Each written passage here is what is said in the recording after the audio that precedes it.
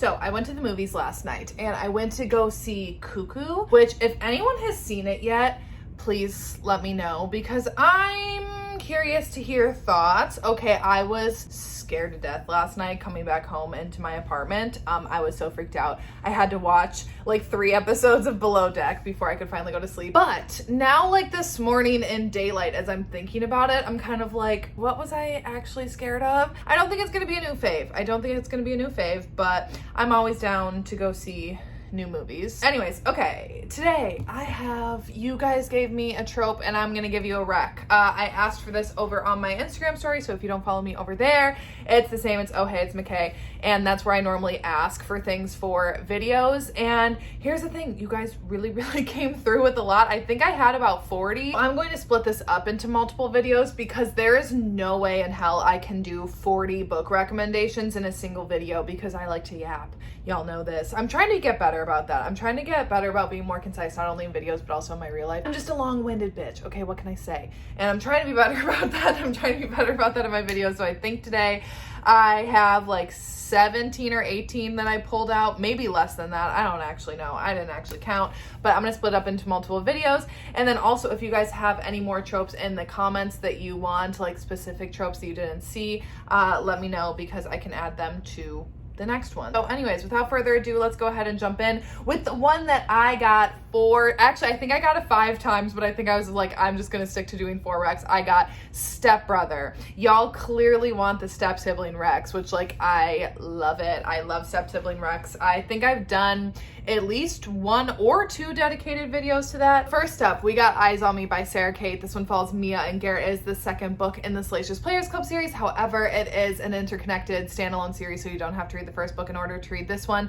And this one, they are both like grown-up step-siblings. Like they're not currently both living under their parents' roofs. Like they're both adults, like fully formed, and they end up staying together at their parents' like lake house together. And when they were younger, they used to be closer. When I don't remember like whose parent married whose, but whatever, they used to be closer, but then Garrett kind of pulled away and that hurt Mia. And then now as an adult, they don't really have too much of a relationship with each other. But then as they're staying at this lake house, they start to kind of like get to know each other again. And then also Garrett ends up finding Mia's online spicy page and secretly watching her. And then he realizes that he has feelings for his stepsister.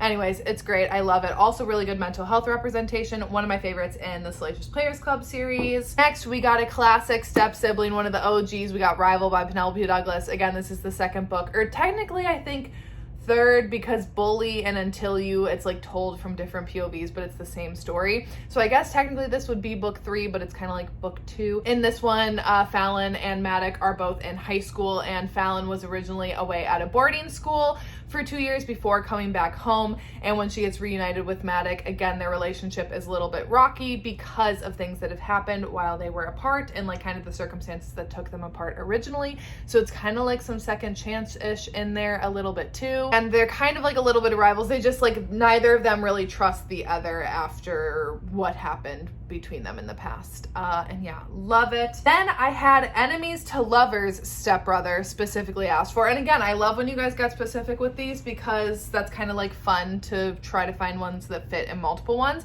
And so I was like, what is the most perfect step-sibling Enemies to Lovers book that I've read? And that has to go to Sabotage by Chantal Tessier. Listen, the prologue of this book, Rent-Free, I love it. It's insane. Chantal Tessier's books are just so fun. But this one follows Colton and Rayleigh, and once again, I think they're both like college age. They're both in their early 20s, and it is kind of adjacent to her Lord series. So if you've read that, that's like Secret Society.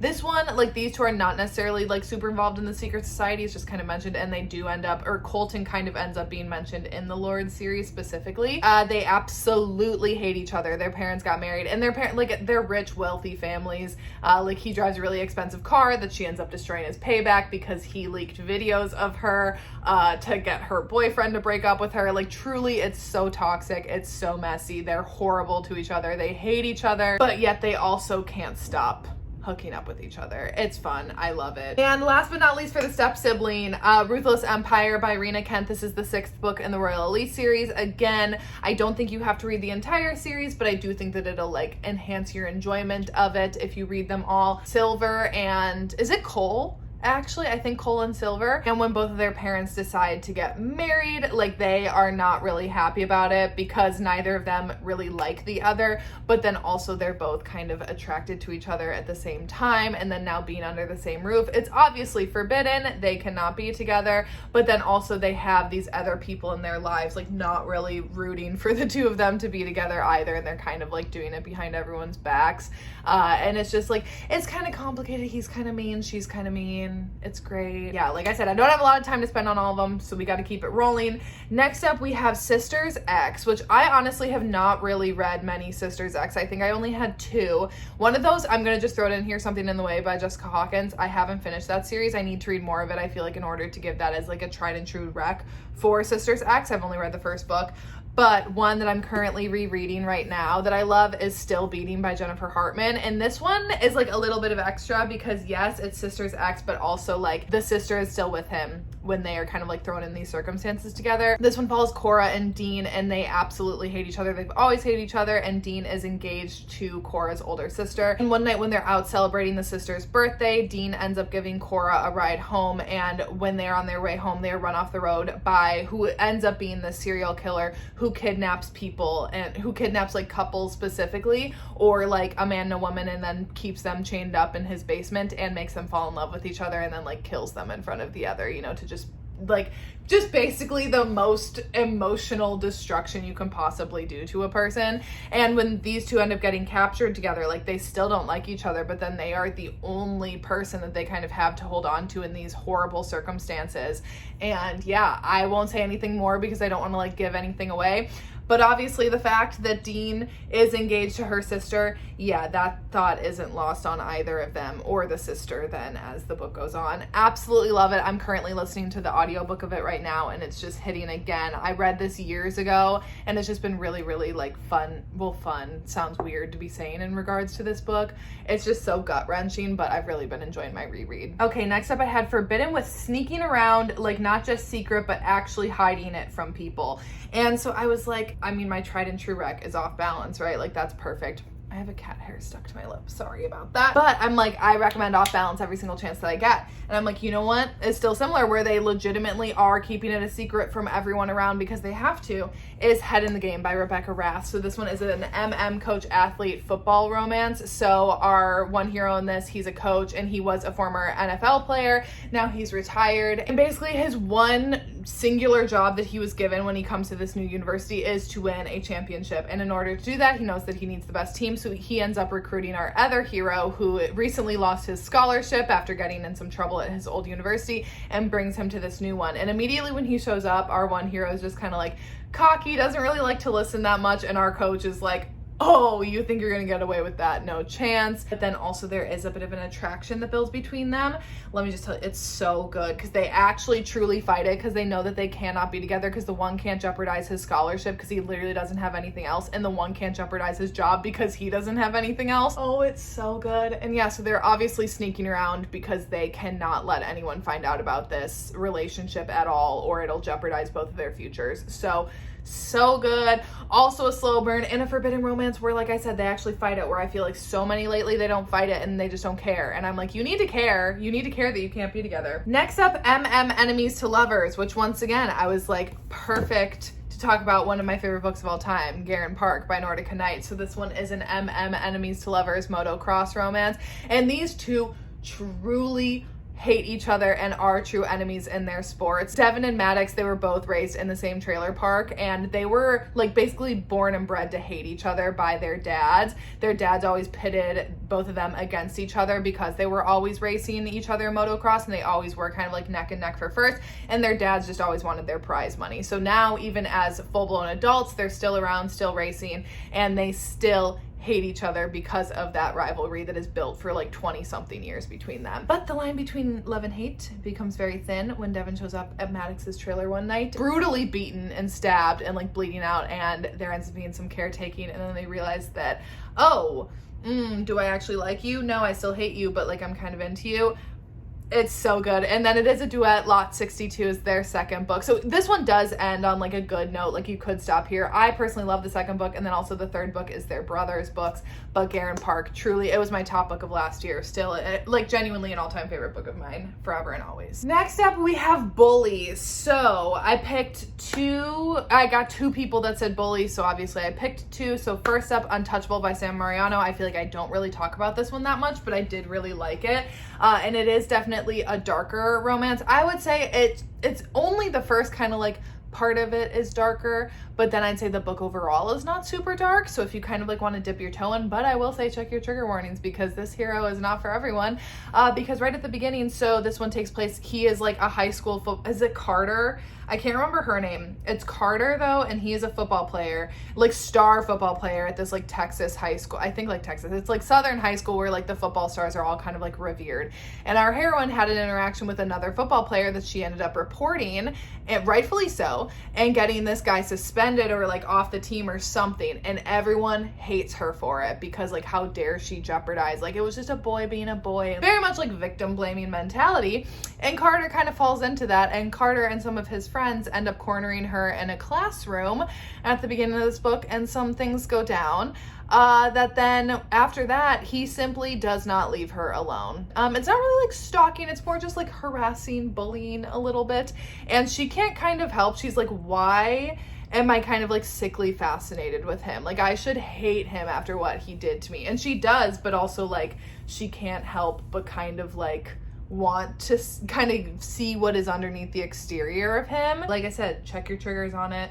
But if you liked God of Malice, read this. Or if you've read this, read God of Malice. And then my other bully one that I grabbed is a Sapphic bully, and that is Tristix Venom by Penelope Douglas. Someone commented that I said this wrong last time. Hopefully I said it right. If I didn't, I don't care. But this one is it's a standalone. However, Five Brothers just came out that follows the five brothers of Olivia in here. And so these two, it's kind of like opposite sides of the track, bully romance, but then they're also on the same lacrosse team. And Clay and Liv, so Clay is very much like kind of like debutante. She was dating or like is dating kind of like the star guy at the school, whatever, very like prim proper, kind of seems like she has it all together.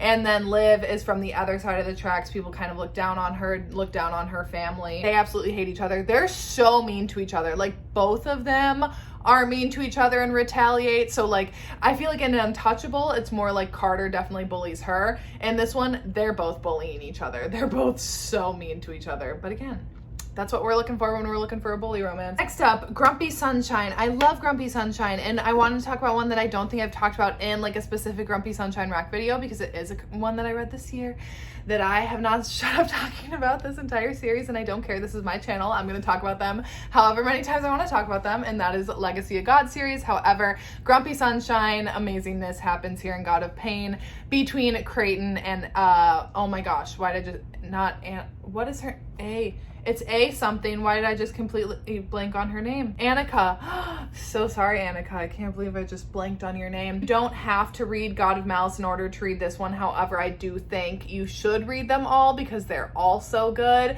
But again, I think like they are advertised as you can read them without reading the other ones. Yeah, God of Pain is a complete standalone. So this one, they are both at rivaling universities. One's at one, one's at the other. Annika is a mafia princess, and Creighton's family is like this powerful, wealthy, billionaire type family that again is the parents in the Royal Elite series. Like it's all like these interconnected worlds, and basically Annika sees Creighton like she's friends with his friends, and she sees him and she's always trying to kind of like engage with him and flirt with him and talk to him. She's just very bubbly, and he just basically wants nothing to do with her. He's constantly shooting her down, but she's not deterred. And then eventually he does end up like fully having his attention captured by her, and he's like, that's not a good thing. When she's kind of like starting to celebrate like, oh yay, Creighton's paying attention to me, he's like, you don't want my attention because I will make you feel pain that you are not prepared for. But turns out Annika likes that, and it ends up being their romance. There's so much more to it, but like I said, once again, I'm trying to like keep these shorter because I still have so many more books to get through, so I'm just gonna keep on rolling. Just read it. Okay, what do we have up next here? Okay, so I got Mafia age gap bonus touch her and you die vibes. So I was trying to think, I'm like, I'm sure I've read Mafia age gaps. However, then I was like, I don't think I've actually read that many like big age gaps in Mafia. But I think one of the bigger ones that I have read is Bound by Temptation by Cora Riley. So this is the 4th book in the Born in Blood Chronicles. And again, standalone, you can read this one by itself, but I love the rest of the series, so read it all. But this one is also a bodyguard romance too, thrown in the mix. And I think it's about a 10-year-ish age gap. It might be a little bit bigger between Liliana and Romero. So Liliana is the daughter of the Chicago's, like, not the boss, but like his second in command kind of, and she is the 3rd daughter. And her 2 older sisters, they get other books, and they have basically, their marriages have just not quite gone how they've been meaning to go for her dad and like for the Mafia, and kind of like have been a bit of a bad look on them a little bit. So by the time that it's Liliana's turn, when she comes of age and she's ready to get married, her dad, he's not really having any of it, and basically promises her to this old crusty man that she wants nothing to do with, because the one that she has truly always wanted is Romero, and that is a bodyguard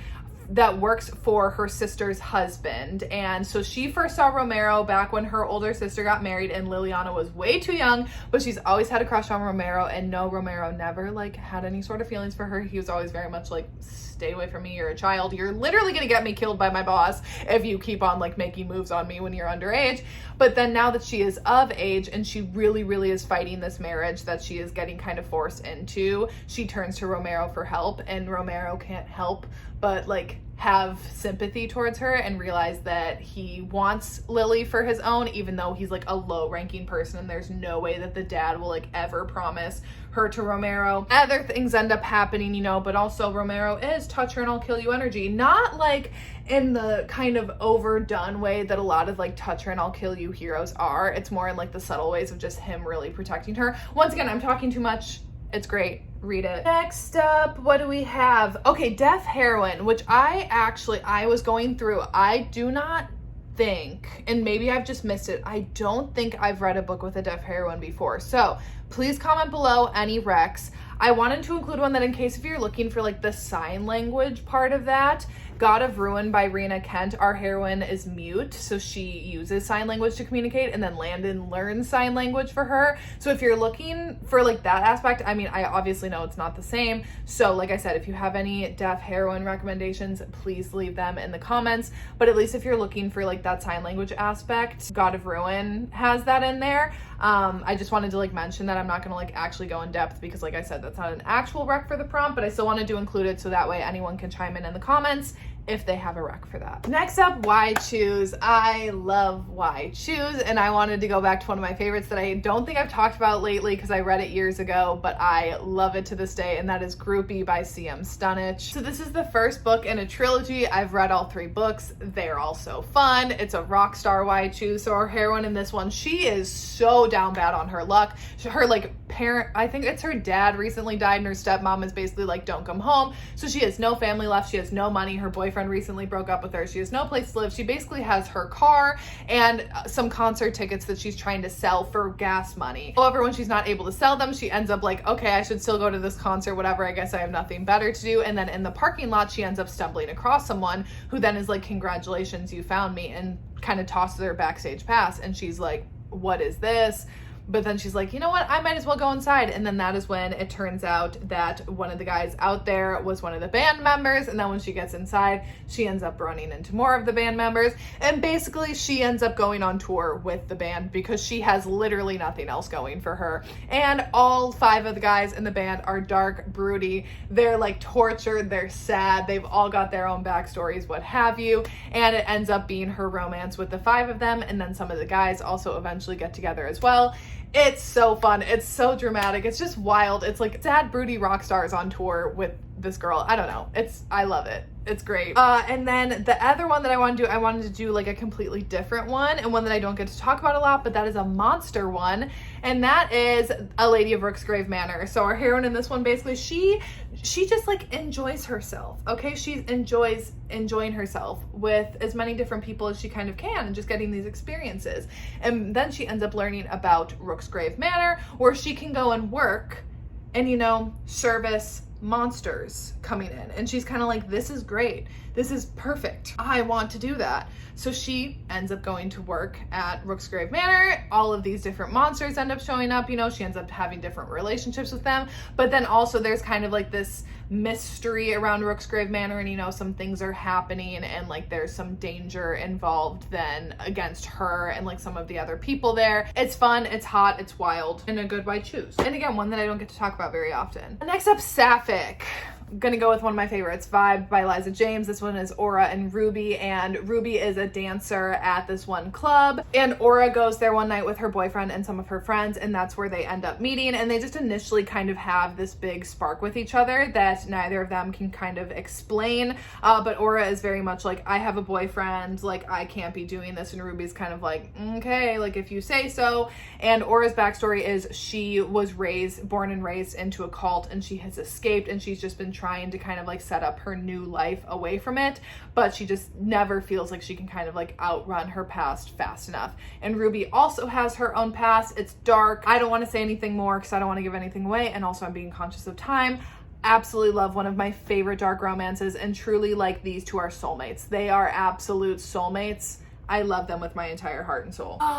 Okay, Dad's Best Friend. We're gonna also go with a tried and true, but it's so good. What Was Meant to Be by QB Tyler. So this one, our hero and heroine, they actually were together for a little bit, but they never told anyone, never told obviously either of her parents, which actually both of her parents are best friends with our hero in this one. And when the pandemic hits, our hero, which I will say, it does not really like, it does not go into pandemic time. So if you don't want that, trust me, it's more just the circumstances of him leaving, because he's a doctor. So he ends up going to another country to do some medical work there, and basically leaves her high and dry. So she has no choice but to kind of move on. And she feels like she has, and she ends up getting engaged. And then when our hero finds out that she is engaged, oh, does he come running back home. And he's like, you think you're gonna get married to someone else? No chance. I'm winning you back. And yeah, it ends up being their romance. So it's an age gap. There's some cheating. There's some sneaking around. It's QB, so you know it's hot. And yeah, both of the parents are BFFs with our hero. And you know, that's not going to go over well when they find out what their best friend has been up to with their daughter, not only in current day, but also when they were together previously. So then I got Dad's Best Friend, Mafia. And I actually have one where I'd say it's more kind of like some organized crime. I wouldn't say it's like super mafia, but like Mr. Kane's involved in some shady things. And that is Wanting Mr. Kane by Sonora Williams. This is my favorite Dad's Best Friend book. And it's actually a trilogy. Well, I think actually there's it's kind of like an epilogue-ish type book. But there's 3 main books in this trilogy, all following Candy and Quentin. And it's exactly what it sounds like. Candy has always had a crush on her dad's best friend growing up. And then now when she turns 18 and she's getting ready to head off to college, she's like, hey, listen, I want you. And he's like, I can't do that. Your dad is my best friend. We are like, I'm older than you. We cannot be doing this. But basically she ends up wearing him down. And yeah, I would say this is more heavily, I'd say like Dad's Best Friend, where I'd say books 2 and 3 get into more of some of like the organized crime stuff, or kind of the like shady business that Mr. Kane was in and has been trying to get out of, but you know, it's not so easy to. So wanted to include that. And again, when I saw that, like specifically Dad's Best Friend plus Mafia, I was like, I actually think I have the perfect books for that. So love this. Literally, like I said, one of my all-time favorite Dad's Best Friends. Okay, I think I'm only gonna do 1, 2, 3. I'm only gonna do 3 more. So I got Unrequited / Pining, and I was like, period. The Unrequited by Saffron Kent. It's right there in the title. So this one is a student teacher book as well, which again, I got a bunch of student teachers, but I'm gonna include that in like the next video. So basically our heroine Layla, one night she's out, I think it all starts when she's out on a walk, and she ends up seeing this one guy alone in a park, and she just instantly kind of becomes obsessed with him, and she starts stalking him, and she realizes that he is a professor at her university. And no, she's not signed up for his class, but yes, she's going to show up in his classroom. And he's like, you're literally not supposed to be here. And she's like, yeah, I am. I'm your student now. And basically does not leave him alone. She becomes utterly obsessed with him. Also, sorry, I think there's like a fighter jet outside all of a sudden. And Thomas wants nothing to do with her. And also he's married, mind you. So yes, there is cheating in this. She has very much some unrequited feelings. And let me tell you, Thomas is like not that nice to her either. I love him. I love the two of them. I love this story. It's one of my all-time favorite student-teacher books. One of my favorite from Saffron Kent. Yeah, true unrequited vibes, because like she really, but you know, she knew what she wanted and she was not going to take no for an answer. She was like, you know what? You don't love me yet. And you know what she did? Eventually wear him down. Sister's Best Friend, The Bachelor by Marnie Mann. So this one is the 5th book in the Dalton Brothers series, but again, standalone, don't need to read the others. But our hero, his twin sister, has a best friend, so they've kind of like grown up together. Back years ago, our hero and his twin ended up making a pact that he would not date any more of her friends because he did date one, things kind of went south, whatever, and she was basically like, you can never date any more of my friends. And he was like, okay, cool, whatever. But now as adults, when our heroine, who is our hero's sister's best friend, when she's like, hey, listen, I would like some experience and I would like you to be the one to give it to me, he's like, oh, I want that really badly, but also like I've made this pact with my sister, like I can't do that, we can't do that to her, you know, whatever. And he's basically like, you know what, listen, if in a year you still are looking to rectify this situation that you have going on, hit me back up. And what do you know, a year later she does, and he's like, fine, you know what, I'll agree to only do like 4 spicy lessons with you, but of course like you can't fall in love with me.